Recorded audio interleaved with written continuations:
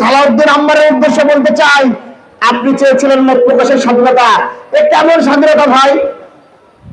আপনি শুধু বলবেন আমরা বলবো না, আপনারা সবকিছু বলবেন আমরা মেনে নেব, এটাও তো একটি ফাঁসিবাদ।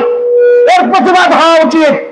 উনি রাকসুর চেয়ারে বসে সাধারণ শিক্ষার্থীদের অভিভাবকত্ব করার নাম করে বিশ্ববিদ্যালয় প্রশাসনকে জুলমি করে যে কোনো ব্যয় বিচার করে একজন বিশ্ববিদ্যালয়ের শিক্ষার্থীর গায়ে হাত দেওয়ার অধিকার তাকে কে দিল?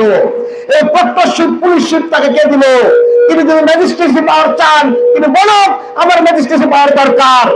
শুনে রাখা ভালো, রাজশাহী বিশ্ববিদ্যালয়ের সাধারণ শিক্ষার্থীরা যদি বলছে ওঠে, তার যে করুণ স্মৃতি হয় ওই কলকাতায় অবস্থিত বাবুবাড়িদের কাছে বেড়ে নেন, বেশি দূরে যাওয়া লাগবে না। আপনাদের মতিয়ারা হলের ভিপি তাজুল, আপনাদের জিয়াউর রহমান হল সংসদের জিএস আরিফুল, তারা প্রকাশ্যে ছাত্রলীগের মিটিং মিছিল করেছে।